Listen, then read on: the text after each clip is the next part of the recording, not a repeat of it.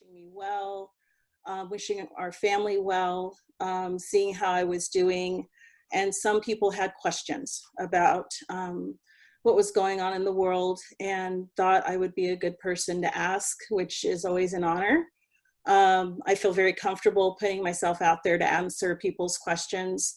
Not everyone does, so that's always a good thing to keep in mind, to kind of not make that assumption that everyone wants to talk about challenging topics that have to do with race and inequity.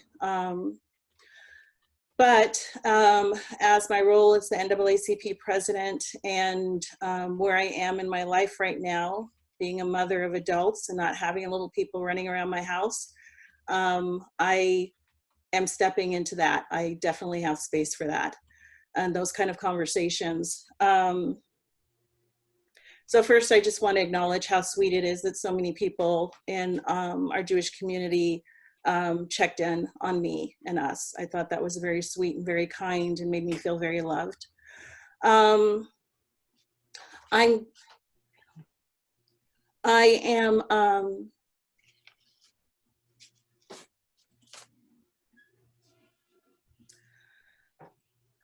excuse me. I want to talk a little bit, and then I really want to answer people's questions. And so I will give a little bit of background. My husband and I have lived in Humboldt for 5 years this month, I think. And we have 2 sons. Jeff Blanck is my husband. Wave, Jeff. That guy's my husband. And we have 2 sons. They identify as Black and Jewish. Max and Noah. Noah is our oldest son. He's about to turn 22. He lives in Reno, and our youngest son, Max, is 20, and he lives in McKinleyville.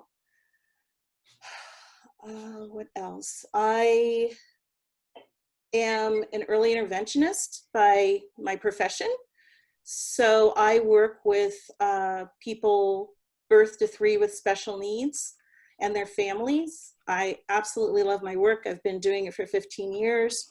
Here in Humboldt, early intervention is delivered in a different manner. So I work in a classroom through the County Office of Ed. My students are in 1.5 to 3 with a diagnosis of autism or speech and language impairment. There's a classroom portion, and then there's a parent education component. So part of the time we're in class, and other times I'm working with the family to help them increase their skills to work with their little ones, because that's where our children live, is in their homes with their parents. I think that's enough of the personal part. So I'm going to talk for a little bit, and then we'll open it up for questions.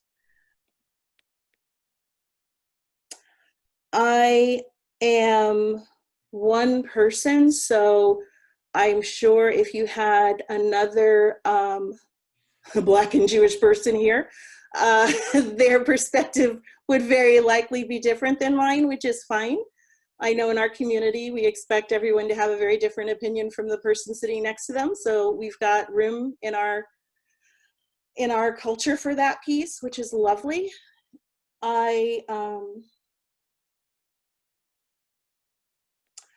I started reading this book last night, The Radical King, and it was really inspiring in that, and I'm going to need help with the name, Rabbi Joe and Jeffrey, because names are not my best things, but evidently Dr. King was very good friends with Rabbi Joe. Abraham Joshua Heschel. Thank you. Evidently they were very close, so there's a lot of sharing of thoughts and perspectives at this part of the book. So wonderful book. It's always lovely when our identities are reflected in what we're doing, and Black and Jewish is a pretty short list, so it's really lovely when I get those kind of yays in my experience. I do have a stack of books that I'm going to show and recommend to folks if they're interested in that. But I will start with kind of what's happening in our world right now. I will start this actually with a conversation I had with one of our sons recently. When the protests started, which wasn't that long ago really, I had decided I was going to go to one of the first ones in the community here. I didn't know the group that was organizing it. I was just happy that a group organized it and people were coming together. So I decided to participate. A friend of his was also going, and she is a young white woman. So he called me up the day of the protest and he's like, Mom, you're going and my friend is going to this protest. It's like, should I go? I'm having real conflicting feelings about whether or not I should go. And what I told him was that he didn't have to go. I said, if you have a very strong internal need to go and to show up and to be with people, then that's what you follow. However, I didn't think that Black men in particular needed to show up at these protests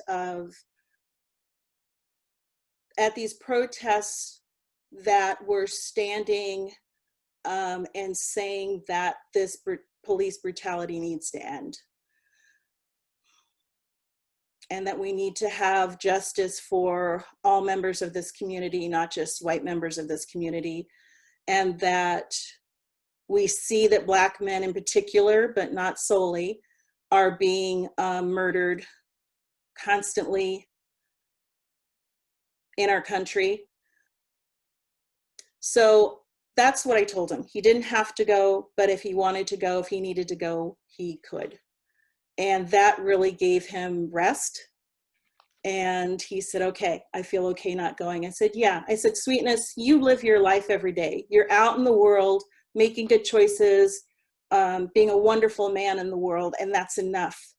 This is really an opportunity for, in my opinion, white folks to step up and to be protesting and to be showing up and to say, nope, not doing this anymore, and contacting police stations and contacting elected officials and saying this has to change, using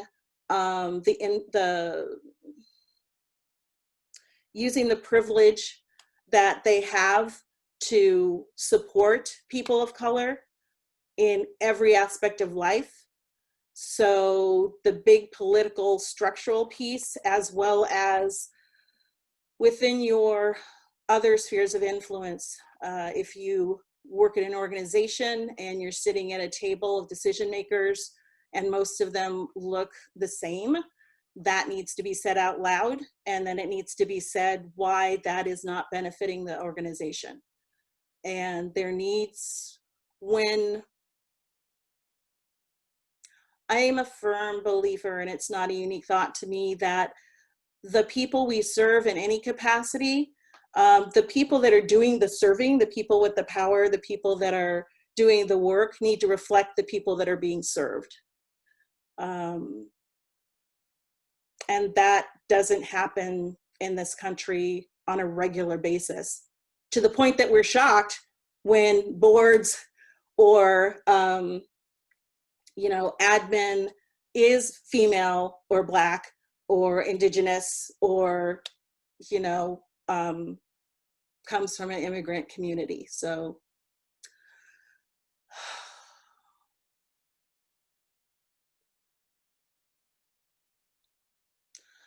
I also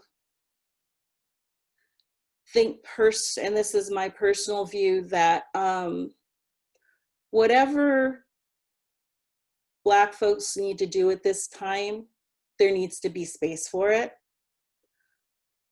I hope that you all are very aware of the fact that there are white supremacists that have infiltrated protests and have been documented destroying property and starting fires and starting aggressive acts. So if you're not aware of that, I would suggest opening up your news circle and looking into that, because it has been documented.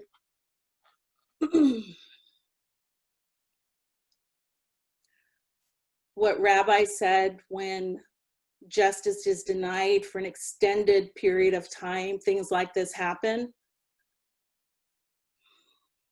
I think it's a very human response.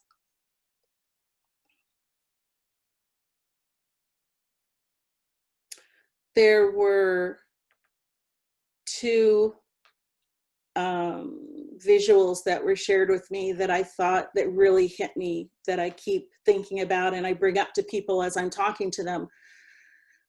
The first is, it's a picture of an indigenous man, and I don't know what tribe he belongs to.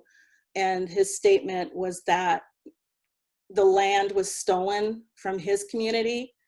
And then there's a Black man standing next to him saying, they stole us from our community and enslaved us here. And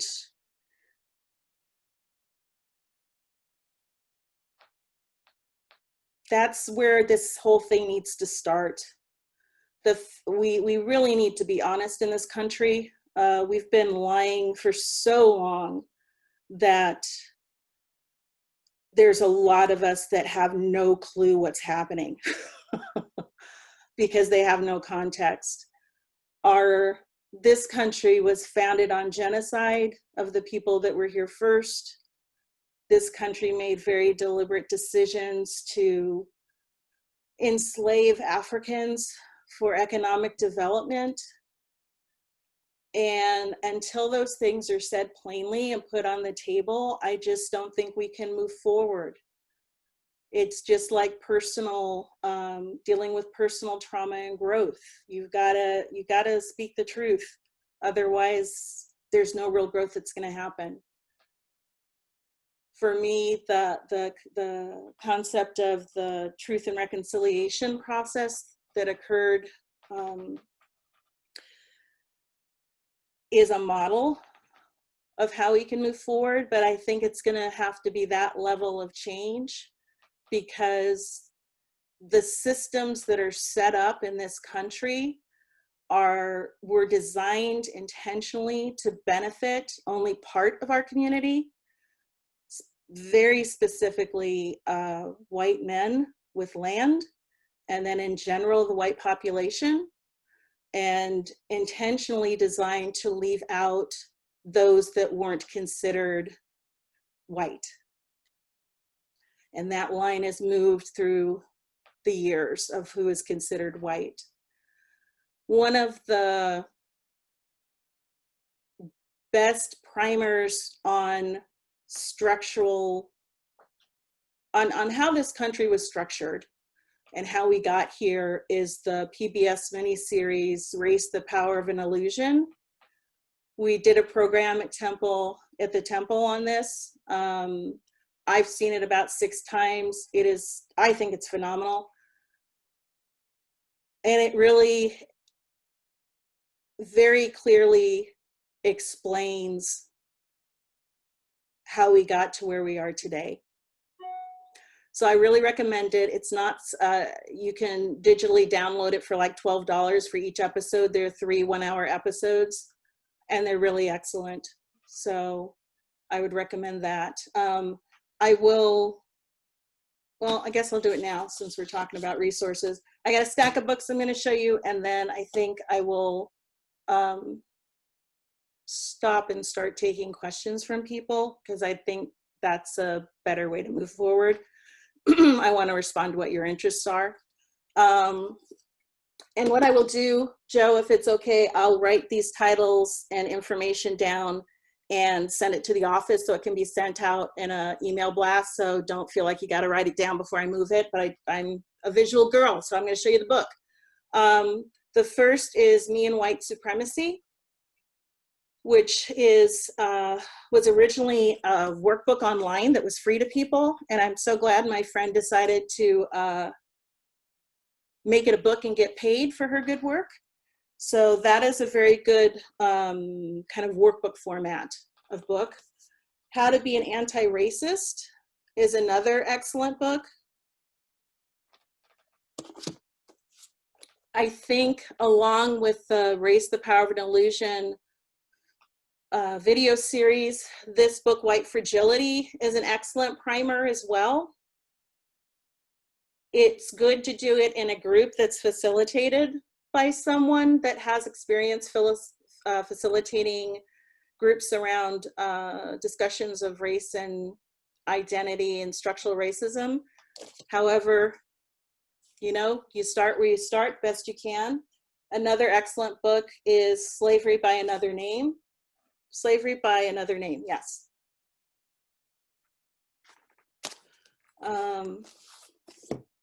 The New Jim Crow. I think this is another primer. I mean, it's really excellent. My husband is the book reader. That's why we have all these books everywhere. He just devours books. I'm an audiobook girl. White Rage is another excellent book. When we were having home gatherings at the NAACP, we read some of these books in our home gatherings and had discussions about them. And the last one is The Warmth of Other Suns. And this book is about the Great Migration of Blacks from the South. So those are some excellent books. I'll get that to the temple so we can get that out to people. And I think I'd like to open it up for questions. There's 3 screens, so I think what we'll do is, if you see your little, if you know how to raise a little hand with reactions, using reaction, do that. If you don't, take your mic off and just say, I've got something to say, and we'll sort it out. We know how to be kind to each other. And any question is fine. Don't feel like you're going to ask a question that you need to, you know, think about for a half hour to make sure it's right. You're not going to offend me. Ask the question you have. We all start where we are, and that's perfectly fine. Sharrone, it's Caroline. Hi, Caroline. Hi, and I'm very happy that you're doing well in this very trying time. You know, I spend a lot of time in trying to think of what specific legislation, beside for anti-lynching laws and having the police, you know, learn about things like white fragility and trying to stop all the violence. What other kinds of things can you think of, or things that we can talk to our senators and congresspeople about? How do we start that kind of change? That is a good question, my friend. There are groups that have been doing this work for a very long time. One of the things I've seen in my short 5 years in Humboldt is that, like, every other week a new group starts for something, which I think is very interesting. However, there are people that have been doing this work for a long time. The Southern Poverty Law Center is one organization. I think joining the NAACP is an important step. I'm really leaning personally towards focusing on local, because I know I can have a bigger impact. So there's probably other folks that can answer that bigger question more fully than I can, because that's really not my focus. I know for myself, and my role as the president is, I am going to be speaking over Zoom to the police departments, city councils, board of supervisors, and other elected officials. The original statements that I was going to make were asking them what their plan is to help keep their community safe from acts of violence from white supremacy groups. That might change slightly because the world's changed in the last 2-3 weeks when I first made that statement. So, but it will include that as well. I really expect to get a lot of big eyes looking at me and blinking because they've never thought of it before. either as a problem or as something that is part of their duty as elected officials. So I probably am going to buy a case of white fragility books and also hand those out at the meeting. But that's one place I was going to start. Those are excellent thoughts of speaking to the police directly on a local level. Yeah. Yeah. And I also, hold on a second.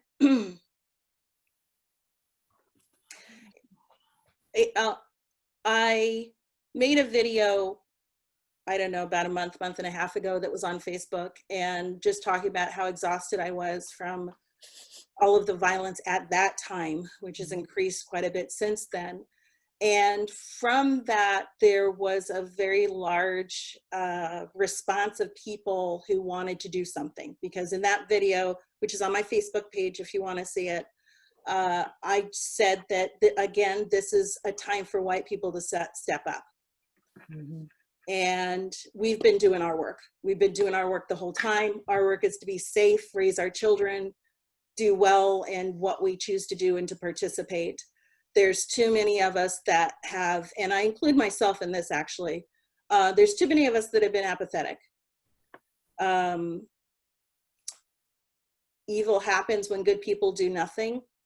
That statement has just been amplified in my mind. I understand that so much more now. People talk about Trump and he's evil and he's this. It's like, Trump couldn't have done anything if he wasn't surrounded by people that supported him, either out loud and directly or quietly in the shadows. And that's the same with everything that's going on. If we were not so apathetic, if we from the get-go were living by our values and stepping into uncomfortable situations and calling things out as they occurred, we would not be where we are now. We're here because of our actions, and I include myself, very much so. The reason, you know, that's why I became president of the NAACP. As many of my friends know, I say it all the time, this was not my plan. However, the organization had a really lovely spurt of growth and organization, and we had 2 different presidents leave within a course of a year. I was part of the executive committee, and people kept looking at me, and I'm like, don't look at me, when we needed to get a president. And I finally said, I can't let us slide back. We've done so much. We need to keep going. I'm going to do this. I was very clear about my strengths and my frailties, and we moved forward. It's been, in December, it'll be 2.5 years I've been president, and I am extraordinarily proud of what our group has done. And all of that came about because I was willing to step into something that was new and kind of scary, and be real clear, have the weight of myself in that decision. Just because I hadn't done it before doesn't mean I couldn't do it now.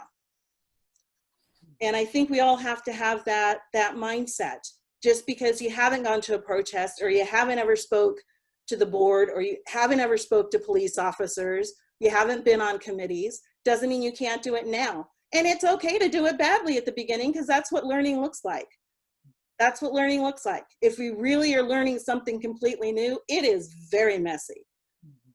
Babies start walking, they look like drunk soldiers. They can't stand up, they fall over, their balance goes, you know, and that's what the process of learning looks like. Give yourself some grace and allow yourself to learn. I think another thing is, it's very easy. It's very easy for folks that want to do good in the world to insert themselves into circles and explain how they're going to do good in the world and what people need to do. And that is not helpful. When you enter new circles of the community, listen, say thank you. If someone says what you said was really ugly or not helpful, say thank you. I will do better next time, and then come back. Learning is messy, and we need to find our place with that. That was an exceptionally long answer. Who else has a question? Rabbi.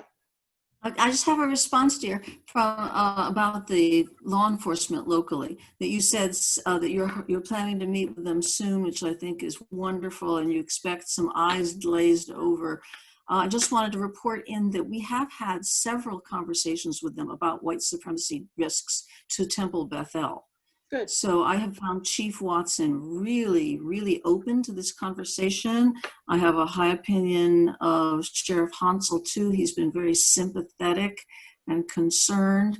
And 2 years ago in the spring, there was a large countywide gathering to address potential violence against all houses of worship.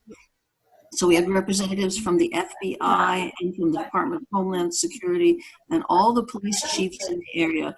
And this was in response to mass shootings at houses of worship all over the world. And I spoke at that event too and pointed out that we as the Jewish community, of course, are especially concerned about this because we have a higher risk. And I was also encouraged that when they ran through their list of recommendations for security in houses of worship, that we, Temple Bethel, were way ahead of the curve. We had really taken strong action, and we had implemented a lot of the ideas that other people were astonished to hear about. So I know that they're aware of the dangers of white supremacists here, and anything Temple Bethel can do to work with the NAACP on this issue, let us know. We want to know what we can do to back you up in every way. Thank you. I realize I want to follow up. Deborah, I want to follow up with what Rabbi said, and then I'll take your question. Thank you, friend. There was a group of community members I met with on Zoom, and I think we were about 35 people, and it came out of that video that I told you about, just people who saw the video on Facebook, and we met. One of the things that I said then that I'm going to say now is I encourage you, as I said, I encourage you to join the NAACP because we'll keep you aware of things that are going on, and we have a lot of ways to participate directly or indirectly around civil rights and the rights of Black and brown people in our community. One of the things I said at that meeting was, it makes sense to me that people go back to their organizations and move from there. So as opposed to all of us agreeing on one thing and all of us going in mass to speak, that the temple goes and speaks about this, and NAACP talks about this group talks about that group talk about that. I think the impact will be, oh, it's not just these folks, it's these 10 or 12 groups. Oh, I think that will get people's attention in a way that one massive group might not. So that's how I'm moving forward, and that's how I'm suggesting places move forward. So I think our identity as this synagogue in this community is sufficient. You can certainly be in line with other organizations such as the NAACP. However, I think moving forward as Temple Bethel is powerful enough. I've got all these synagogue names in my head. I'm always afraid I'm going to call you one of my other synagogue names. That's why I hesitate sometimes. Deborah, thank you for waiting, friend. No, I just wanted you to open their chat. Open their chat. I'm having a hard time understanding. Open your chat. Open my chat. David, can you open the chat? chat? Oh, David, no. can you open the chat, no, please? I need to open my chat. Yes. Just like you said. I was going to point out, Sharrone, that you have a question from Tehila Horowitz in the chat. Tehila is a bat mitzvah graduate from Temple Bethel, and she is originally from Ethiopia, and Shelley Horowitz's daughter. And she asks, as another Black Jew, I'm wondering how to deal with the two identities and the ignorance about Black Jews. Oh, sister, tell me about it.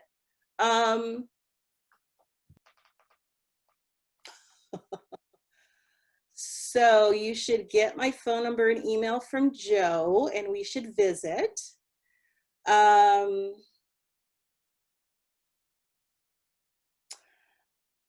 Yeah, that's a long conversation. I think I think we need to talk about that. You know, in our family, we joke a lot about, you know, being Black and Jewish is a pretty short list. I actually know other Black Jewish people from Reno, our congregation there. I think one of the two things I want to say. One, when I was converting,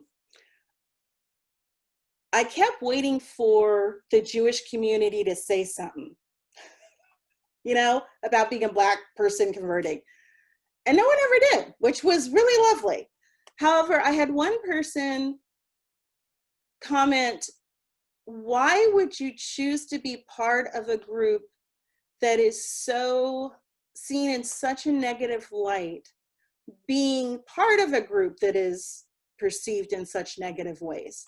And I only had that brought to me once. And, you know, my response to that, which doesn't address this woman's response, I'm going to get to you, her question. My response was that me converting to Judaism really was about stepping into who I already am. It really is not an intellectual, it was not an intellectual decision. I didn't chart and graph it and pros and cons list. I thought the way I was just Sharrone until I walked into a synagogue and went to an evening service and a morning service, and then we did it again, and realized that how I am is very Jewish.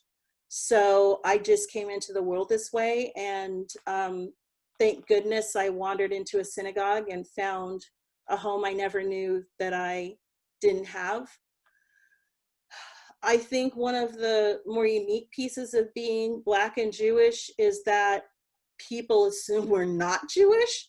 So people just say things in front of us.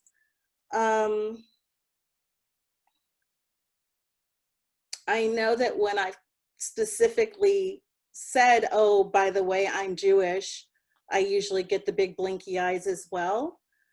I know there's a lot of groups in the Bay Area that specifically form around being Black or a person of color and Jewish.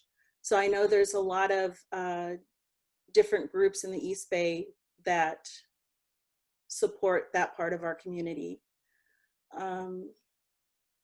I don't know. I think that there's a lot. Oh, my first Rosh Chodesh group I attended when I was converting. I walked in, I think I was by far the youngest person in the group.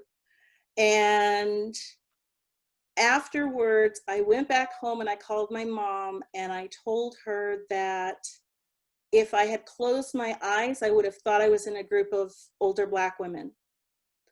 The experiences were so much the same. It really was just another way of affirming that I was in the right place. Yeah, so I actually, Joe, could you put in the chat box my email and my phone number? Yes, I will. Okay. Yeah. Thank you. Yeah. And also, I will do that. Also comment that Devorah in the chat also mentions that there's a lot online about Jews of color. Percentage-wise, the research is showing that it's 11 to 15% of Jews of color, and that's not including Mizrahi Jews. So there's even a debate on that level. I think Temple Bethel could do better helping Jews of color come to us if they're interested in it. So we'll be working on that. Beautiful. Yeah, if someone could read like the chat questions, if I go from reading to talking, it's gonna be a process.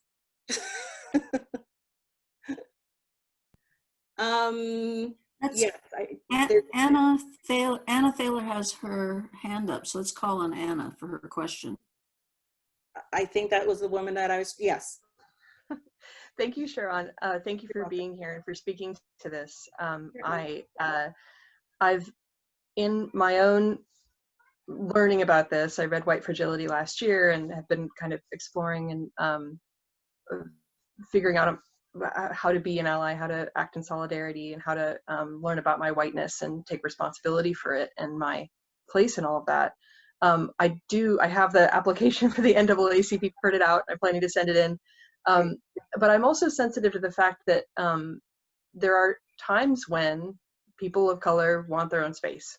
Yes. And that I'm struggling with the fact that I went to a conference on NCORE. It's a national conference on race and ethnicity in higher education, and it was really powerful. And there were separate groups for different groups of people with different ethnic backgrounds. There was a white group, there was a Black group, there was a Latinx group, and it struck me that in joining a group like the NAACP, that I will absolutely keep my ears open if there's a time when people of color say, we need some space for something, that's another burden that people of color have to take on.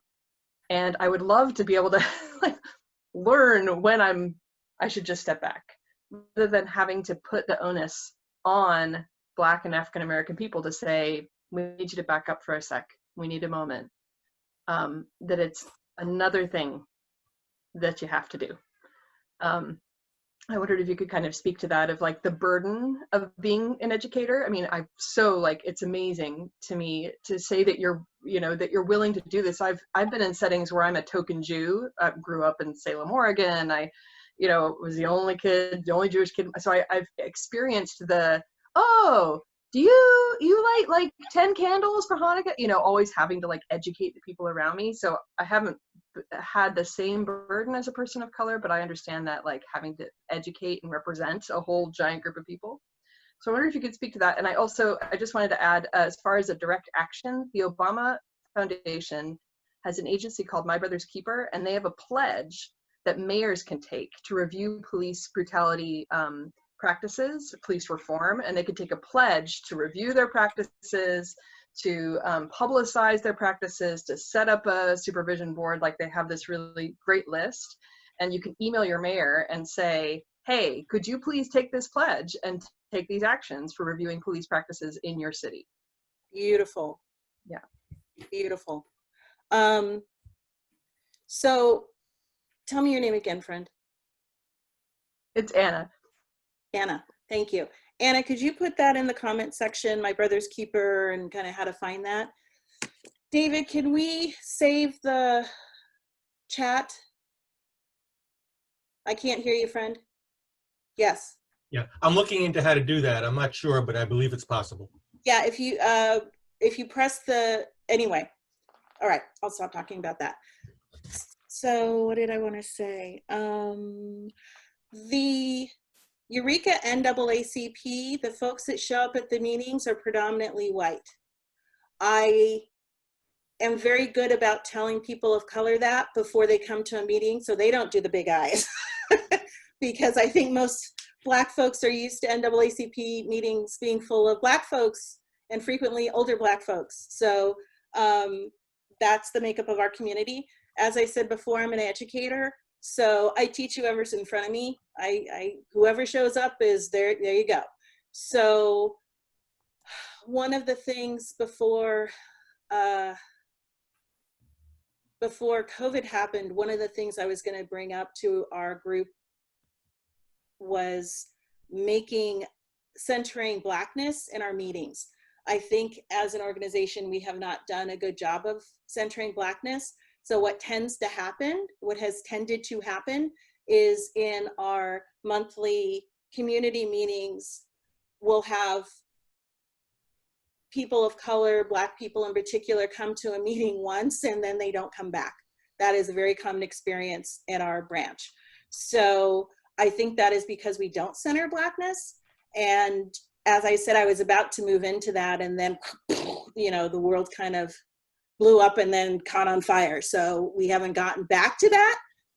However, one way that I have been able to take action in that area is I have been contacting different people in the Black community and asking them to be at-large members of our executive community, our executive committee. So as of right now, we have one young woman who is 18, who's joined as an executive committee member, who identifies as Black. She has a Black parent and a white parent. I have 2 Black men that are business owners in Eureka that are coming on as at-large executive committee members, and then there's a 3rd Black man that's a business owner in Eureka that's coming on as an at-large member. So I think having more representation on our executive committee, which at one time only had 2 Black people and the group was about 7 or 8 people. I think bringing on more of the Black community onto the executive committee is going to help us create an atmosphere that centers the needs of the Black community in a much more tangible way at all of our meetings. So even though I haven't had that conversation with our white members, we're doing it in a different way. So that's another thing, folks. There's always more than one way to get it done. So if you can't do this, do that. Sharrone, there, I see that V. Malofsky has had her hand up. Can we Thank you, call on her? Yes. Good morning, Sharrone. Nice to see you and everyone at the temple. Hello, y'all. Hello. I want to respond to the young lady that was just speaking. Hold on, I'm listening to service while I'm here with y'all, so I'm going to turn down my service so you don't hear that. You talked about having spaces where there were spaces for different people who felt safe in those spaces, and they seem to target their ways to those spaces. I'm not sure if you read the book that says All the Black Kids Sit at the Cafeteria Table. It's a really great book, one that's really informed, and it tends to kind of explain why people tend to go that way. As a mother that has biracial children who are Jewish and understand the struggles that they have had to do with cultural identity, also myself, I think it's really important that you understand that if for some odd reason people don't sit with you, it's not because they don't want to, it's because they feel safe. A lot has to do with the way they were raised as children. Myself, I was raised by Russian and German in a private school. And so I felt comfortable with all types of people, and I didn't just lean to one types of groups. However, when I attended high school, I noticed that I was in a different setting, and those settings I did see little pods. Being that I'm from Austin, Texas, and that's a big Hispanic culture and African American culture, there was a safety net.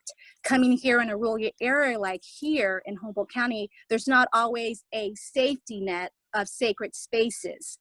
And I love that Sharrone has stepped up to reach out to the greater Black community to see how she can support them in other ways. I know on my journey here, I have encountered lots of racism, especially recently I encountered a racist situation in an institution that I did not expect, that is actually doing part of my history and has no inclination about cultural appropriation or how they're hurting us as Black people. And so we tend to go to our little sacred spots with people that we know so that we can kind of have that support. It's kind of like a safety blanket. So I would like you to just realize that you're always welcome. I believe if you come up and just say hi, people don't look down on you. They just don't know you. And that's for any culture. That's not just for African Americans. We just feel safe with our people, especially now. But we love the fact that people are stepping up. I love how Sharrone said that it's really important that this is a learning time, and how she gave her son that space to step away. My children also, they have the opportunity to make choices. And I think it's really important as a Black woman that I don't force choices upon them. Like they've been over the 400 years, how we had our ancestors were forced, and they had that mindset. So I want my children to know that they are free in their mind, free in their heart, and in their body, and they can make good choices. And so as Sharrone continues this conversation, I'd like to say to y'all, think about that. How can you be free in your mind, free in your heart, in your body, around people that you may not have the same racial background, but you can come up and love, and you can come and support. And lastly, what does an ally look like? An ally is someone who starts a small fire, not a big fire, but a small kindling fire, and says, how can I support you? How can I learn from you? You're not going to always find people like me or Sharrone who's willing to sit here and have conversations with you about what's going on. It's also your job to find out as a community next to your neighbor what's going on. And so you stepping out of your own comfort zone, out of the temple and out of your own homes to get to know your Black community, your Indigenous community, your Hispanic and Latinx and Asian and Hmong community, that's going to make a difference, because we're all scared. We're all living in fear. We've been in that fear for a long time, and this fear has just gotten bigger for us. And you don't see a lot of Black and brown bodies at these events because there's still some fear, but they're coming out slowly. So if you could just be more open and less reserved, but be more open, I think you would see some changes. So thank you for letting me talk, Sharrone. Thank you, V. Two more things I wanted to say. Thank you, V.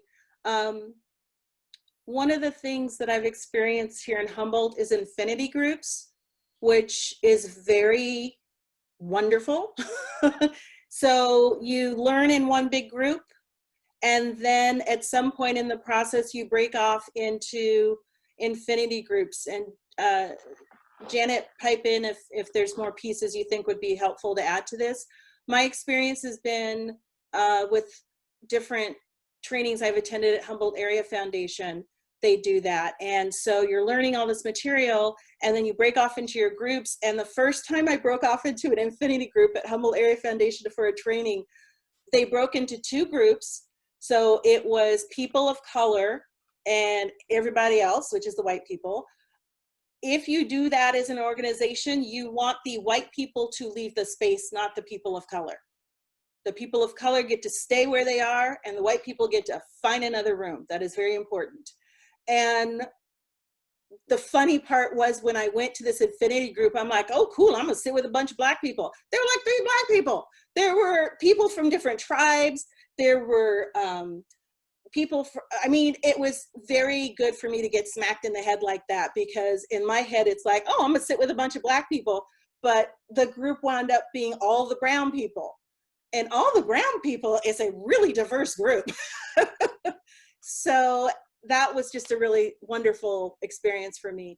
Is there any other points I think that should be brought up about infinity groups, Janet? Or is that good enough? Actually, I'm not even familiar with that Oh, term, okay. but it's something I actually do in my classroom without naming it. Good job. Yeah, it's really important. And it's so interesting how, you know, when that's presented, I'm part of a group, community group that supports the Black student unions in Humboldt. And that's one of the first pushbacks groups get when they try to establish a BSU is you're excluding people. And it's like, wow, okay, well, now we know where we have to start that conversation if that's how you're going to approach this wonderful opportunity. It's very telling. So, okay, someone else, Rabbi, you're doing a better job at facilitating the identifying people and questions. Could you keep doing that, please?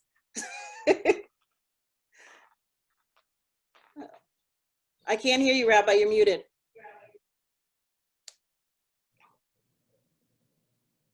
You're muted, sister. There you go. There we go. There we go. Sorry.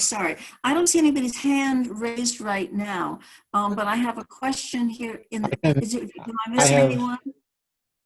Let Jeff go, and then we'll do the question you saw, Rabbi. Go ahead, Jeff. Yeah, my connection might be a little lag, but can you all hear me? Yeah. Yes. Okay. I think being a white father of 2 Black sons, this came up at our board meeting saying, what do I tell my sons so they can stay safe? And I think if we look at it as from a white privileged area, you know, my parents told me, if you behave right, you act well with the police, if you're in a neighborhood, if you're respectful, even if you're walking at night, you will be fine. And that is no longer the case that I can say that to my black sons, and we have discussions about that. My son in McKinleyville, you know, he tells me he's going to go out, he wants to walk. And if the sun's going down, I bring up going, well, I'm not, you know, don't do that after dark, you know, and then now it's exacerbated. And he's mentioned to me saying he doesn't want to. He goes, why? I'm a black man wearing a mask at night. And so if you look at this from, bring it to your own personal experience as white people with white children, I've realized we don't have to say that to our white kids. We have this whole other community that does. And that, I think, is what my wife's saying is, how do you correct that disparity? What do you do so that isn't the case? And that doesn't happen. And it's been around for too long. And it's flared, and it's dramatically flared up now, and there's an opportunity to do something. So I'm very proud of my wife for doing this. She stepped up to be the president of the NAACP, saying she would never be president. So sometimes, you know, the situations just force you into action. Thanks. The issue around wearing a mask is a whole nother huge conversation. The NAACP had an opportunity to support different parts of the community, one of which was the colleges, the HSU and CR. And, you know, when we were looking at purchasing masks and different supplies for students that needed them, you know, I'm like, okay, well, I'm using the organization's money, so I need to be very mindful. And, you know, it'd be really pretty cheap to buy bandanas, especially at the time where you couldn't find a mask in town anywhere. And there's no way I would ever give a bandana to a person of color to wear as a mask. And that's, you know, that's a relatively small thing, but at the same time, it's not. White folks can wear a bandana or whatever and go wherever. If my black son walked into somewhere with a bandana on his face, everyone would turn and look, and it wouldn't be surprising if something very unpleasant happened. So that's just a very small example, but substantial, of the different experience different groups have of COVID. I spoke with a friend of mine who's part of the Eureka tribe, and as we're talking, one of her sentences was, there's only 5,000 of us here. We can't afford to lose anyone. And she said that in the middle of a conversation, of the conversation. So it was, you know, she had said that before, but I've never heard that sentence before. I knew that from what I saw on the news, but the idea of only having 5,000 of you, and if you have something that comes and takes out 20%, how devastating that is. You know, we need to be hearing that more in the news, and we're not. And I assume we're not, because these are indigenous groups and we tend not to talk about them in the larger circles as if they don't exist. So that's another reason our NAACP does share information about the different indigenous communities and is building relationships with them. And I would really support the temple finding ways to do the same. Okay. Sharrone, Joseph and V have had their hands up for a while. Okay. Joseph? Hi, thanks again for being here. I was wondering about your position on collective responsibility for collective injustices, which, you know, kind of one word would be called reparations. Perhaps not just about slavery issues, but redlining and all the other injustices that have occurred. Can you speak to reparations?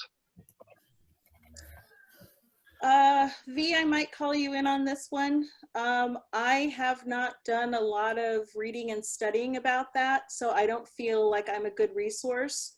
You know, I've only, you know, for being 55 years old, I'm coming to a lot of things really late in the game.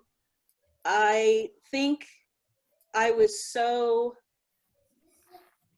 involved with raising our boys and finding my career and those things that when I kind of, you know, when they left and I came to this part of our life, I looked up and I feel like there are things that I've known in my head for so long, but I'm really feeling them and experiencing them in a very different way now. And I think it's simply because I have room. You know, I don't have 2 little boys and 2 dogs and all that stuff going on. So there's a lot of things that I'm learning as well.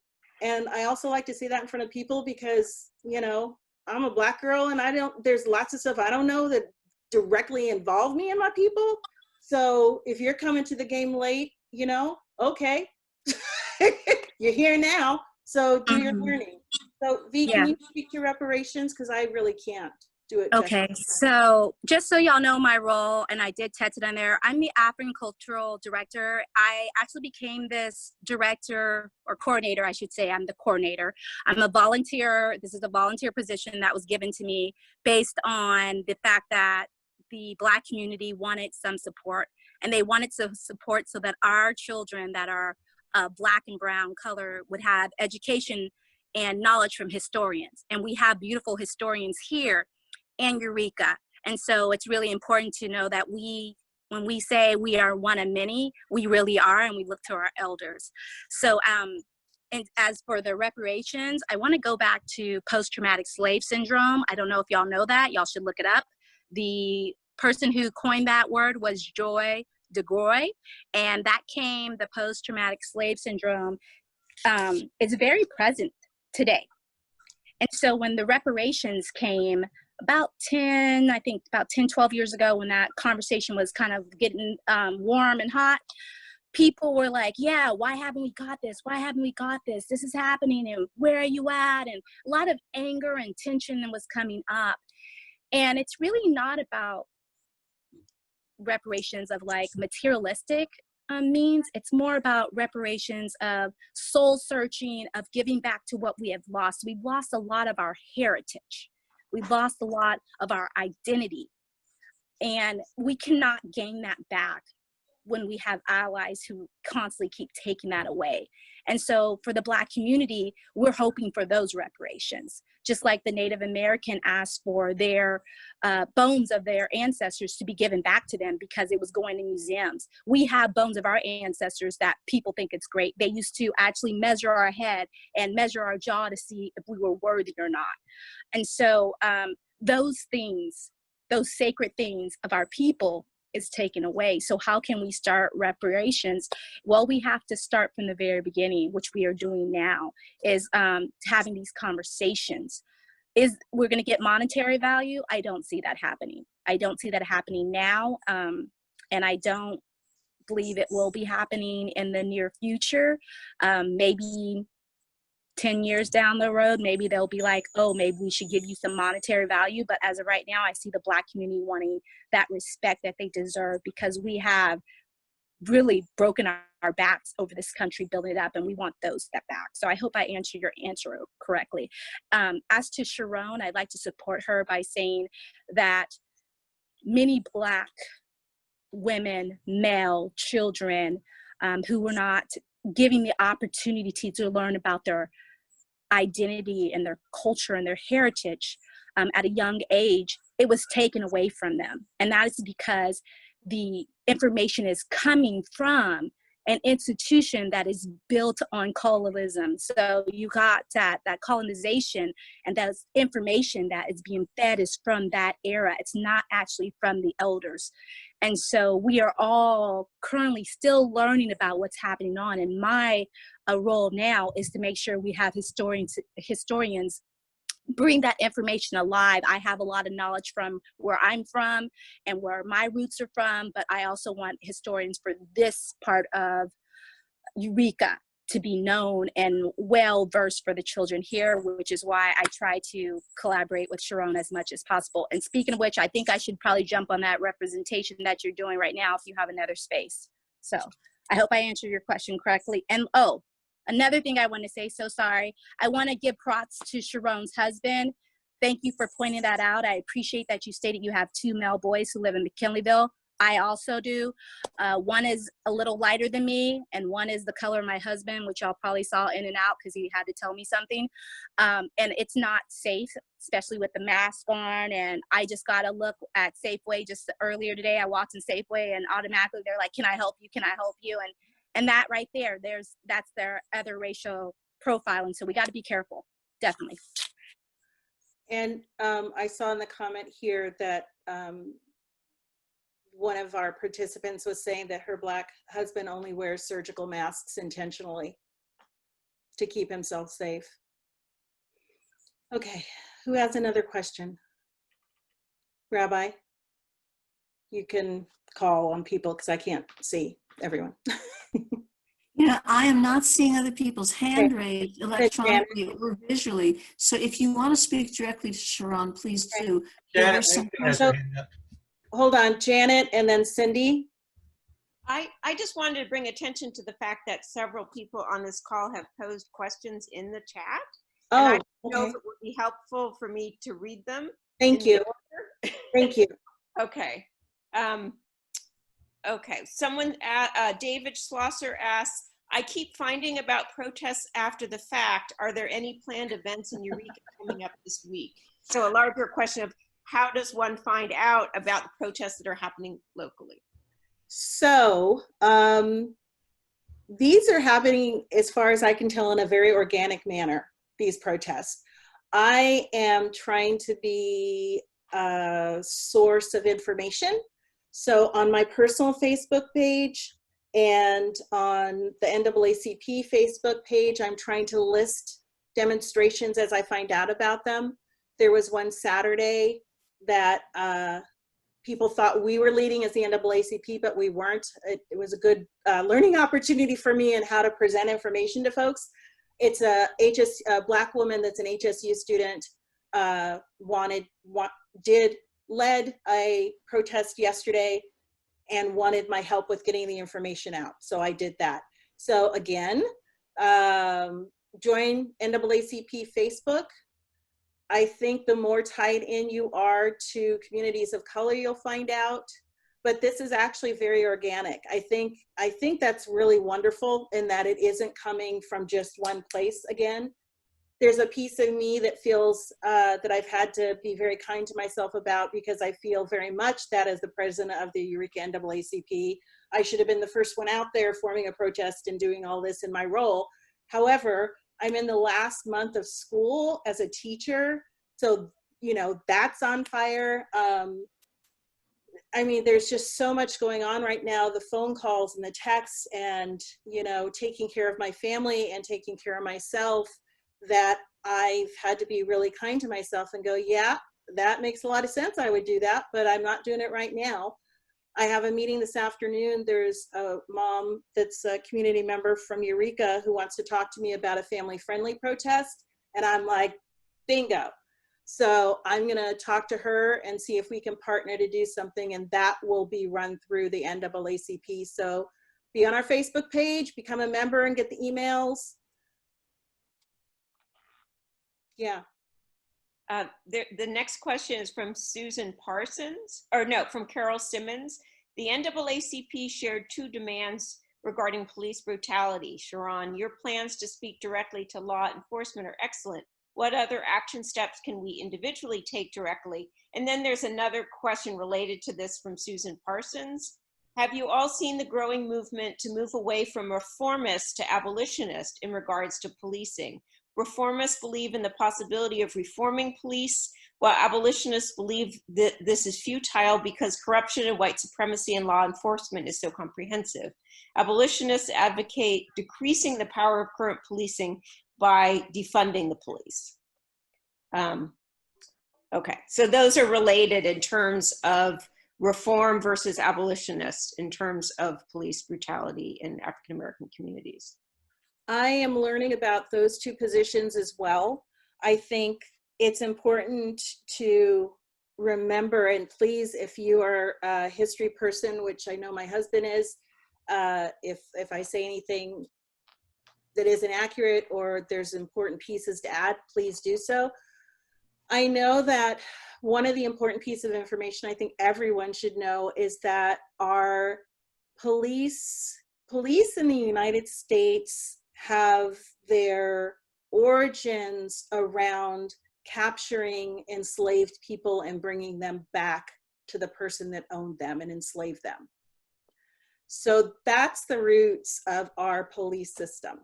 So I completely understand with that origin why people have the position of, you got to cut that plant down and just start a whole nother thing. I lack imagination in this area, so I can't see how that would look.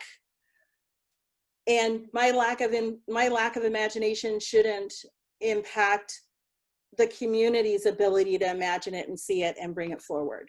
So I'm still learning about those things. I think when you know that history and you look at functionally what we have today, the roots are very much reflected in where we are now, with the number of Black people in particular that are incarcerated, with the over-policing of Black communities, with the consistent murder of Black people by police in the past with no repercussions, and now we're starting to see responsibility being taken for actions. And the only reason that police are being charged now is because, and that this is continually being looked at, is because there are people in the street. The only reason. If people were not in the street, this would not be happening. Another thing I've learned in this position is it is very powerful to say, I am watching you. In my position as the NAACP president, when I come in the room with that hat on, and I work it when I've got that hat on, people sit up straight and look me in the eye. And it's like, yeah, we're watching you. And unfortunately, we behave better when we're being watched and demands are being put on us. So when these in the street protests stop, we still have to bring the same level of scrutiny and watching and bringing people back to what they said and what their role is. So don't think just because visually it looks different, what we have to do is going to be different, because it's the same. We still have to bring it to them. V wrote that she wants to respond. Hold on. Who wants to respond? Hold on, Jeff, you'll come next. V? Okay. Who wants to respond, Janet?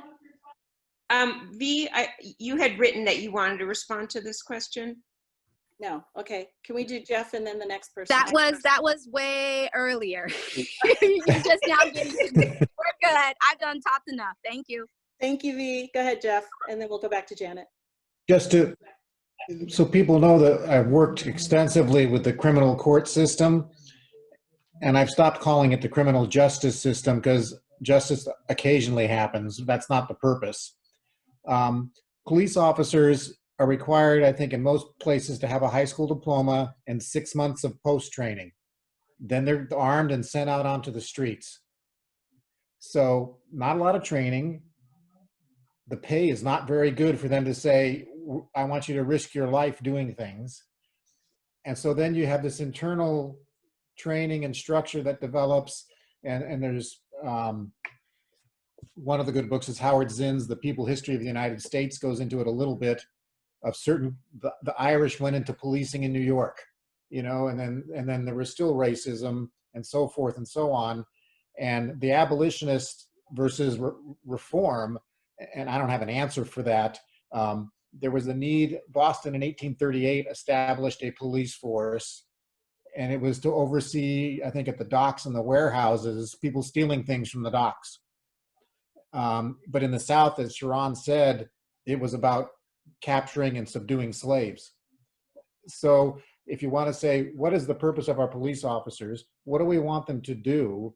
And now I've heard various, more progressive, I think Sheriff Hansel, and I haven't talked to the recent Eureka PD, saying a lot of policing ends up being more social work than police work. And that's the reformation we're looking at, is to say, I don't need a guy, with body armor and a gun, on every occasion to show up at my door. And the problem with that is that's a lot of power and authority. And then if you take with the ability of a personal view that may be biased or racist, and I'm not saying all, but even a percentage, and then you have this cohesion of the group saying, you don't talk about bad acts of your partners. So that to me is the big picture. And I looked at it as an attorney dealing with the criminal justice, criminal court system, is that's what you see. And that is really hard to deal with the way it is now. So all I'm saying is it needs to change. Unfortunately, I don't have a solution, but I think what's going on and people saying defund the police. And I'm like, I don't know about defunding everything about the police, or the articles I'm reading. And what we see is the military equipment, they're either given it or they buy it cheaply. And they're like, okay, great, this will be a great thing to have. And it was here in Humboldt, there was a discussion, and I don't know what the end result was. We could cheaply get an armored personnel vehicle. And the question for the need was, therefore we could put police officers inside a bulletproof vehicle, multi-wheeled vehicle, to go up into firing situations and take away innocent people that are in the firing line. And I'm like, is that what we want our police force to do? And number one, how big of a problem is that?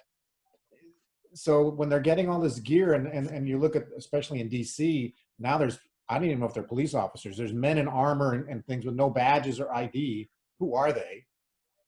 That to me that's where the reform's needed. I was pleased to see there was a picture of our Sheriff Hansel kneeling in the courthouse. He wasn't in body armor. I mean, he wasn't all geared up for a riot. If your police show up in riot gear before anything's occurred, what message does that send to the people that this is my police force? That's right. It's a problem. Okay. Sharrone, Devorah Kaufman is waiting to speak. Okay, thank you. Hello, folks. I was in a group last night, and this interesting dilemma came from a woman who had a friend in San Francisco who befriended a Black man who was houseless in her neighborhood. And for a while, they had a good friendship, but then he started stalking her. And she is now like afraid to go out her door. Yeah, and she's in the dilemma of not wanting to call the police on a Black man.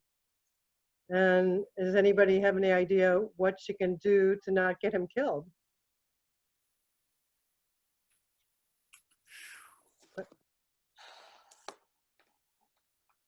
I think I don't know what resources she has. If she's part of other communities, maybe a group of folks can sit down and talk to him. Might be one place to start.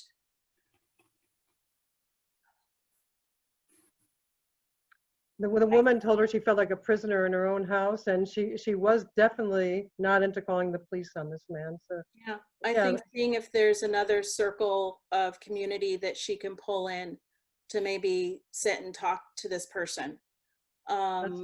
Otherwise, I think it's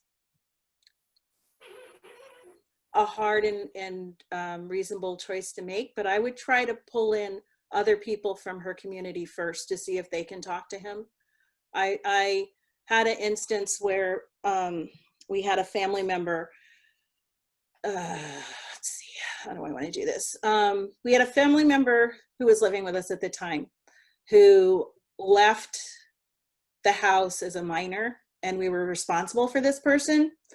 And this was when we lived in Reno. We thought this person might have taken a knife with them to protect themselves. And I had to call the police after we looked for this person, and this was a Black person. I had to call the police and say, we have, a family member that is essentially missing. They're a minor and they left, that might have a knife. And I had to call the police and say, I need you to find this person. And it was a miserable decision that I had to make. And I remember the person I was speaking with was a woman.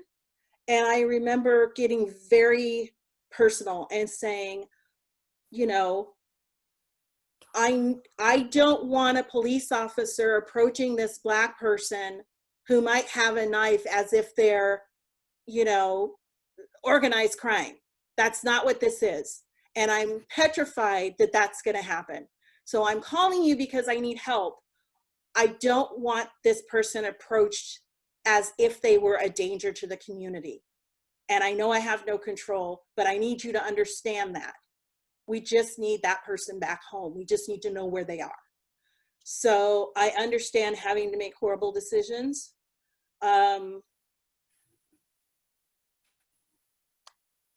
Again, I would see if she's got other parts of her community that might be able to talk to them, and she needs to keep herself safe. I'll pass it on. Thank you. Thank you, Sharrone. I just want to make sure everybody knows we have 10 minutes and we want to honor Sharrone's time. So just a heads up on that. Joe, thank you. Is there anyone, someone reading the comments, the chat, is there anyone that hasn't had an opportunity to say something, that either has something in the chat or wants to say something? Unmute and say something. Rabbi, do you see anything or anyone? I didn't see any other comments. Kate McLean here has something to share. Okay. Yes.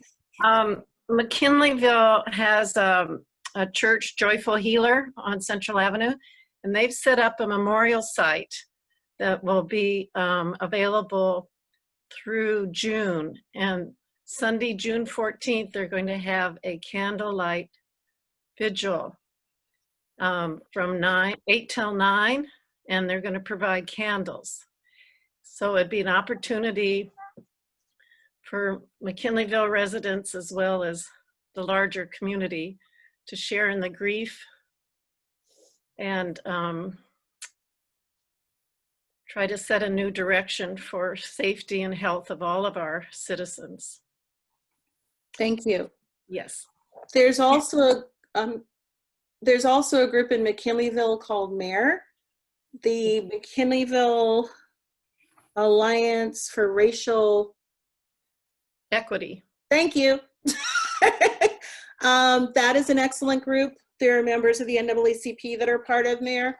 That's another group to be in contact with if you want to find out what's happening and what you can do.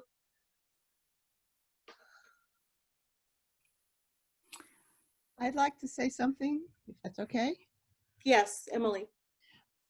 I just want to encourage white folks to have difficult, uncomfortable conversations with other white folks.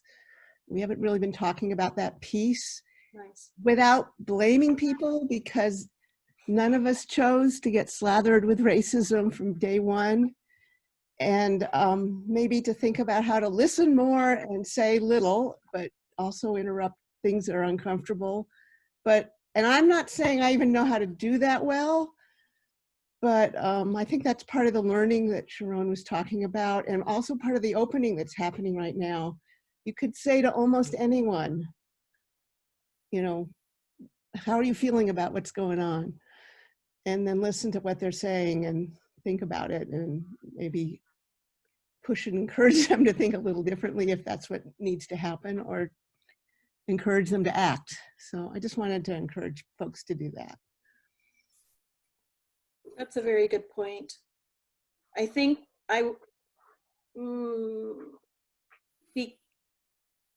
because I'm an educator and because I'm a person that has learning issues, I think I think that helps me meet people where they are in an easier way. It's a skill that I've developed over 15 years. And just as a human being, it can be very challenging. And when you meet someone who says something and your head explodes because of the ignorance, that's where they are. And it's better that they said it out loud and have an opportunity to engage than they kept it completely inside and it's just feeding off of itself. It's a way to look at it. It's not the only way, but it is a way of looking at it. Anyone else who has not had an opportunity to say something that would like to? Lauren, hi. Yes. Hi. I just want to thank both you and everybody for being here. You know, I'm a mother of 2 biracial kids, and boy, it's making me think of all kinds of things that I didn't do when they were younger to protect them, to make them more aware, to make them feel more welcome in the various communities. Luckily, V was around when they were little and they were in the gospel choir. And that was probably the only community that they were able to embrace that part of themselves. Mariah's told me she always felt really loved at the temple, but she always felt very different. She felt she really stood out. And that's come out as she's older and able to really discuss how she's feeling and for her to identify what those feelings were as a young child and to deal with them now. So I'm just grateful that we're doing this and that I am myself becoming more and more aware and reading. One book you didn't mention was Between the World and Me. Oh, great. By Ta-Nehisi Coates. And that was the first thing that I turned to the day of the funeral for George Floyd. It's only like 3 hours to listen to it on Audible, and it's really a wonderful book. But I just wanted to put my 2 cents in, and thank you very much. Thank you. Ta-Nehisi Coates is a wonderful communicator. He helped me understand some stuff that I just never even thought about before. And he has done a lot of writing around reparations. So if that is something of interest to you, if someone can look up how to spell Ta-Nehisi Coates, that would be great. So people have a place to start. Wonderful speaker, wonderful writer. Yeah, any of his work I would recommend. Yeah, our oldest son wanted to call Jeff and I one day, and we'll wrap it up pretty soon. He called us when he was still a teenager and said, so the Jewish teen group that he was part of did a Costa Rica trip.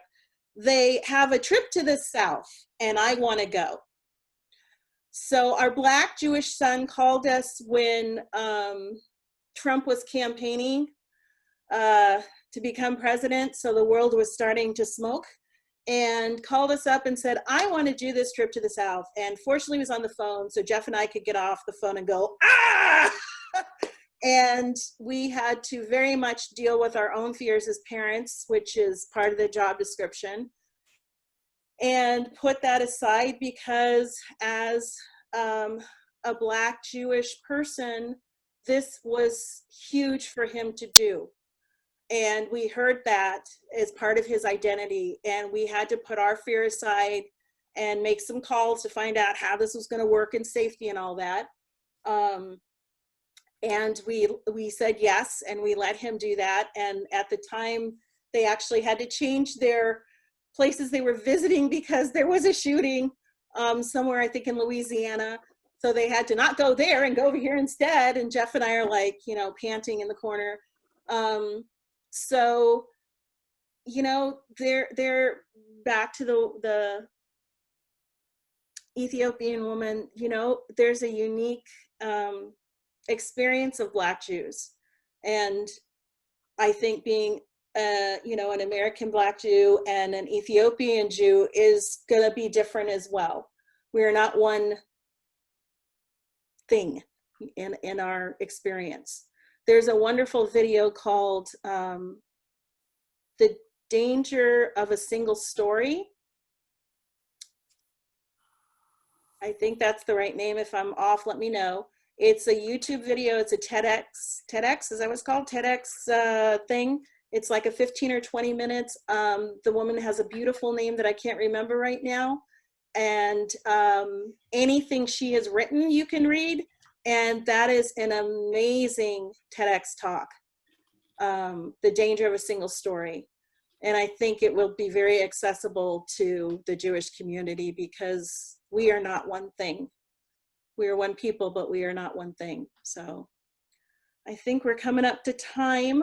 Sharrone, dear, Sharrone, I want to go ahead and announce what is on your NAACP website of the event that's online tomorrow, Monday, June 8th, organized by UC Berkeley and the Othering and Belonging Institute. And that's at 2 to 3:30 our time. It's a live stream event, so everybody can find that on the NAACP website.